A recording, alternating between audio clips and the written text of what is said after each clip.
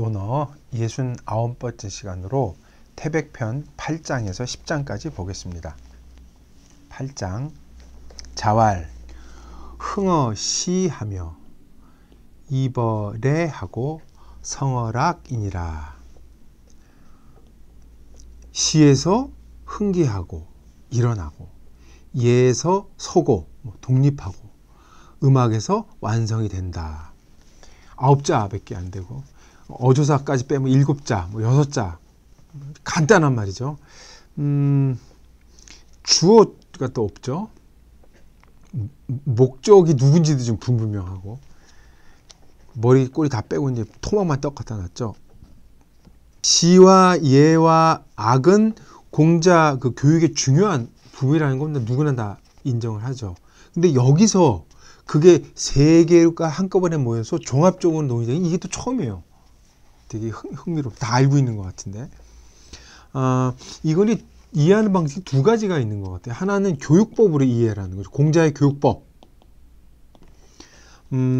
시를 통해 감흥을 일으켜서 마음을 열고 예를 통해 한 곳으로 빠지지 않게 흥분했다고 말해요. 감흥했다 그쪽으로 하면 딱 얘가 이거 자제시키고 절제시킨다는 기능이 있다는 걸 앞에서 계속 읽어왔죠. 다 잡아주고 그리고 이 둘을 종합한 음악에서 이제 완성이 된다. 뭐 이렇게 보는 거죠. 두 번째로는 그 인성의 그 진전 단계 일종의 수신으로 보는 거죠. 이걸 이제 비유적인 표현, 수신의 비유적인 표현으로 보는 거죠. 이때는 이제 앞에가 이제 이 시의 악의 강조를 뒀다면 뒤에 거는 흥, 립, 성이라고 하는 동사의 강조를 이제 더 두는 거죠. 시를 공부하면서 더 높은 단계로 고양될 수 있도록 일으키는 것이고, 그 다음에 예로 균형이라 바로 설 수 있으니까 균형을 익히고, 그 다음에 이 악이 조화를 중시하는 거기 때문에 이 앞에서 된 것들이 다 음악과 같이 조화를 이루어서 완성된다. 뭐 이렇게 보는 것 같아요. 그러니까 여기서 사실 수시라 그랬잖아요. 이것도 교육법과 당연히 연관이 되는 거죠. 근데 이게 교육법 이를 읽는 사람은 좀 독특하게 읽는 사람이 있어요. 뭐냐 하면 우리 그 앞에서 그 읽을 때 시서악을 그 구체적으로 앞에서가 아니라 참 시서악을 문헌 텍스트로 보는 사람이 있어요. 일반적으로 시의 악이 아니라 공자 시대의 어떤 그러니까 교과서, 공자가 편집을 했던 어쨌든 나름대로 통용되는 어떤 고정된 텍스트가 있어서 그걸로 아마 교육을 했을 것이라는 주장도 있죠. 이건 상당히 흥미로워요. 뒷부분하고 연결될 때 굉장히 흥미로운 부분이라 기억해 주시는 게 좋을 것 같습니다. 근데 이것이 어떤 주장이든 간에 여기서 바닥에 깔려 있는 것은 다 음악 정신이라는 것을 잊으면 안 될 것 같습니다. 공자 시대의 시라는 것은 사실 노래였죠, 노래. 그 노래는 대부분이 반주가 따르기 때문에 시에도 음악이 깔려 있습니다. 예 같은 경우는 바로 이제 몸가짐, 몸놀림하고 관련이 되는 것이긴 한데 공식 의례는 반드시 음악이 들어갔어요. 이것도 이제 악은 뭐 말할 것도 없이 음악이 들어가는데 이 악에는 당연히 감상용 음악이 아니었기 때문에 악에는 반드시 뭐 춤이 들어갑니다. 그러니까 이 세 개에는 음악 정신이 깃들어 있다는 걸 염두에 둘 필요가 있겠죠. 그러니까 구체적인 인간의 활동과 신체성이 전제되어 있다는 거예요. 감촉할 수 있는 소리 그리고 몸놀림 이런 것이 기본 과정이었다는 사실은 공자의 교육법이 일종의 리듬감, 어떤 유동성, 활력인 게 있었다는 것을 우리가 상상해야 된다는 거죠. 근데 이거를 음악 정신이나 측면에서 보고 말고 다른 측면에서 보면은 예를 중심으로 볼 수가 있는데 시, 예, 악 모두 질서 감각이나 균형, 조화를 품고 있다는 점에서 예가 기반이 되고 있다는 면에서는 또 다르게 볼 수 있어요. 이것도 이제 가능하죠. 또 악을 중심에 두고도 볼 수 있습니다. 이제 악을 우리는 다른 말 이제 문덕이라고 표현을 하기도 하거든요. 문덕.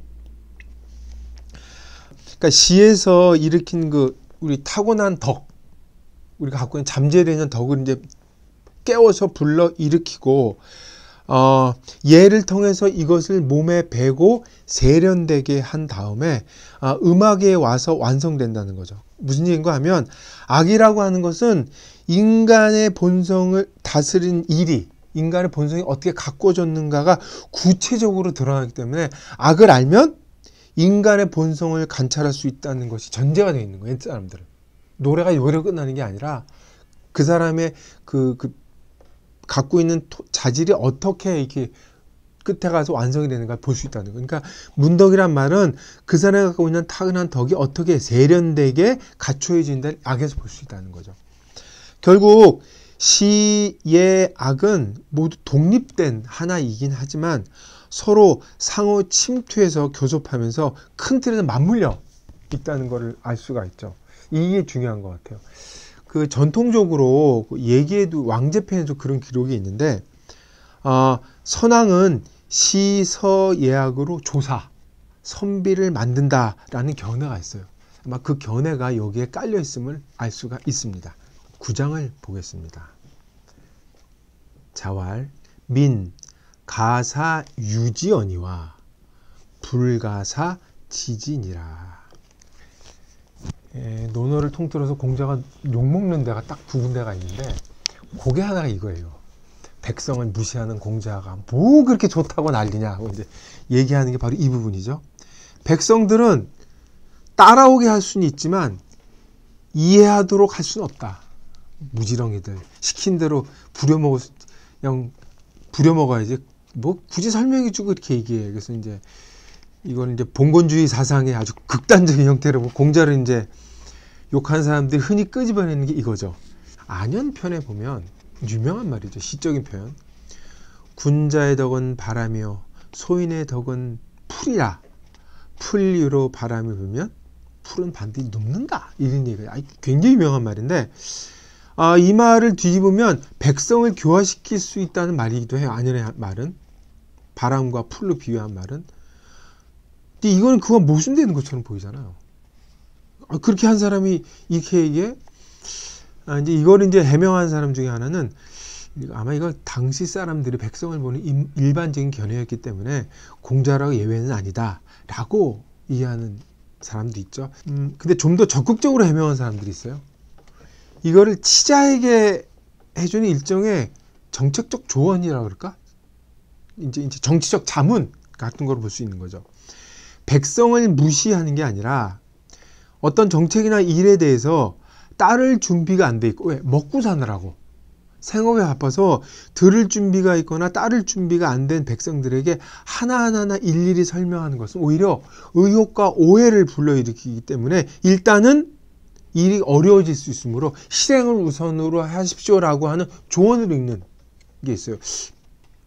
근데 여기 지금 민가사 유지 불가사 지지라 그랬잖아요. 지지. 이 지자를 해석한 사람들이 있습니다. 황당한 해석처럼 보이지만 우리 8장에서 뭐라 그랬어요? 흥어시 이벌의 성어락 이렇게 얘기를 했잖아요.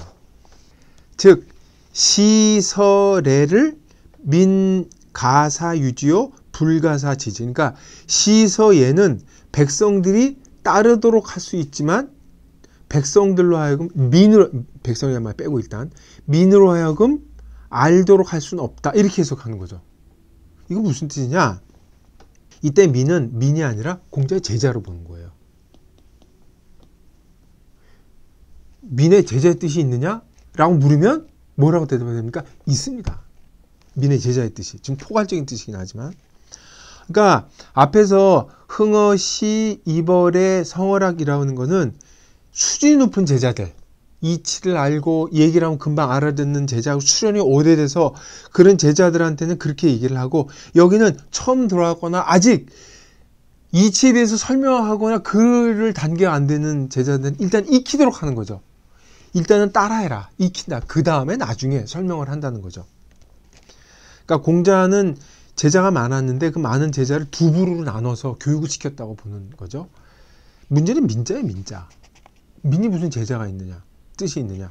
포괄적으로 보자. 민의 원래의 뜻은 명이란 뜻이거든요. 그리고 그 명이라 그러기도 하고 눈목자 붙여서 어두울 명자 이렇게 쓰잖아요. 백성의 뜻이 원래 여기서 취했거든요. 백성이라는 명칭은 어둡다, 잘못해서 무지하다는 뜻이에요. 백성의 원래 뜻이 무지한 존재. 그러니까 무지한 존재들, 잘 모르는 제자들, 처음 들어온 사람들, 모르는 사람한테는 일단은 예약이든 뭐든 몸에 익히도록 하는 거지, 이론적으로 이거 따지고 해봤자 아무 소용 없다는 얘기예요. 그렇게 해석하는 경우, 이거 말이 됩니다. 일단 민이라는 태도를 우리가 지금 알고 있는 민주주의 민으로 보면 안 되고, 무지한 사람들, 아무것도 모르는 사람들은 일단은 이치나 이거 설명하지 말고 행동하도록 만들어라. 그 다음에 따를 수 있도록 하는 것이 좋다라는 건도 읽으면 이 부분도 해명의 여진이 있다고 생각을 합니다. 10장을 보겠습니다. 자왈 호용질빈이 낫냐오 인이 불인을 질지이심이 낫냐니라. 일단 제가 토대로 한번 읽어보겠습니다.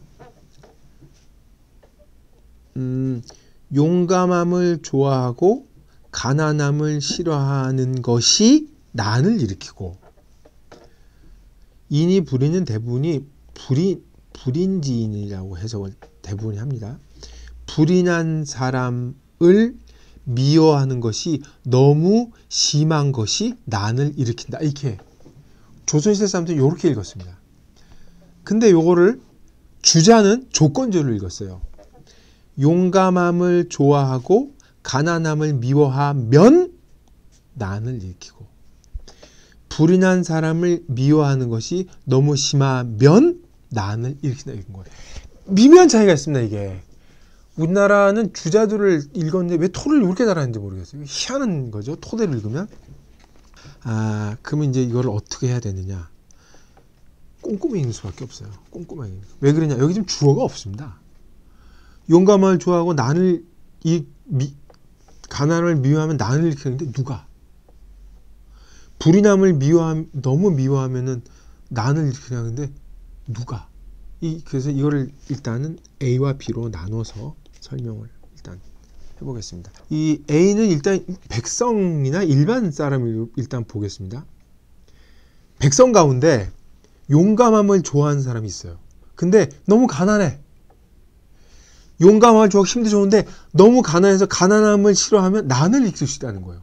이거 왜? 가난해 너무 고생스러우니까 난을 일으킬 이거 말 됩니다. 두 번째도 그거죠. 불인한 사람을 미워하는 것이 너무 심하면 누가 난을 일으키는 거죠? 미움을 받는 사람이. 불인지인이 있는데 그 사람을 너무 심하게 미워하면 불인지인이 난을 일으킨다는 거예요. 그러면 미워하는 사람이 있을 거 아니에요. 미워하는 사람이 누굽니까? 위정자. 임금이나 이런 사람이 저놈 저가 문제 있어 하고 미워하기 시작하면 미움 받는 사람이 난을 일으킨다는 거예요. 앞에는 뭐예요? 백성이 가난한데 내버려두면 난을 일으킨다는 겁니다. 여기는 위정자가 숨어 있어요. 지금. 이러면 얘기가 완전히 달라집니다. 이거. 이렇게 보는 수가 있어요. 근데 B의 경우는 위정자로 봤지만 이거를 백성으로 볼 수 있어요. 주어를. 백성들이 어떤 위정자가 고위 관직에 있는 사람이 너무 불인한 행동을 해. 이놈이 너무 미워서 견딜 수가 없으면 그놈 타도하려고 난을 일으킨다는 얘기예요. 이것도 이제 임금은 아니죠. 위정자하고 관련이 있을 수가 있죠. 재밌는 이것도 해석일 수 있죠. 옛말에 군자는 사람이 악행을 저지르면 미워해야지. 너무 미워하면 안 된다라는 말이 있어요. 그러니까 이 문장 핵심어는 뭐예요? 질이에요, 질. 여기 질이야. 질 그냥 쓴 게 아니라 미워하는 정도가 아니라 너무너무 견딜 수 없이 넘어 쓰는 거야. 그럴 때 쓰는 말이다. 요새 질이라는 말에 주목을 해야 되고, 주체가 누구냐를 상상을 하고 읽을 때 이 말은 아마 더 이해하기가 쉬우리라고 생각을 합니다. 네, 이상 69번째 강의를 마치겠습니다.